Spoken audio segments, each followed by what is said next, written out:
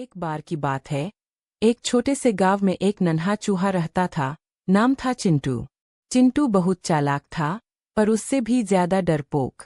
उसका सबसे बड़ा दुश्मन था गांव की बिल्ली शीला। शीला हमेशा कोशिश करती कि किसी तरह चिंटू को पकड़ ले और उसे खा जाए। हर दिन चिंटू किसी न किसी तरह भागकर बच जाता, लेकिन अब वो बहुत थक चुका था। एक दिन जब चिंटू खेत के रास्ते से जा रहा था, उसने देखा कि एक कुत्ता पेड़ के नीचे बैठा है। उसका पैर जख्मी है। चिंटू डरते डरते पास गया और बोला, भाई साहब, आप ठीक तो है? कुत्ते ने कहा, अरे छोटू, मैं फंस गया था कांटों में, पैर में चुभ गया है। चिंटू तुरंत भागकर पत्तों से पानी लाया और धीरे धीरे कांटा निकाल दिया।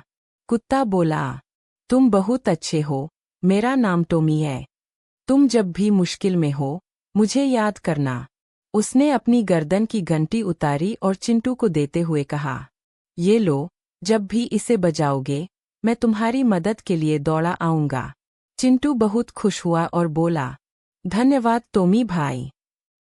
अगले दिन जब चिंटू अनाज के गोदाम में दाने खा रहा था, तभी बिल्ली शीला वहां आ गई। उसकी चमकती आंखें देखकर चिंटू कांप गया। शीला बोली, अब कहाँ भागेगा चिंटू? आज तो तू मेरे पंजे से नहीं बचेगा। चिंटू तेजी से दौड़ा और अपने छेद की ओर भागा, पर रास्ता बंद था। अब क्या करे? तभी उसे याद आया टॉमी की दी हुई घंटी। उसने जल्दी से घंटी बजाई, टिंग टिंग टिंग। थोड़ी ही देर में जमीन हिली और भौर भौर भौन की आवाज आई। टॉमी पूरी ताकत से वहां दौड़ता हुआ आया। शीला डर गई और एक छलांग में दीवार फांदकर भाग गई। चिंटू ने राहत की सांस ली। टॉमी हंसते हुए बोला, कहा था ना, जब भी जरूरत हो, मैं हाजिर रहूंगा।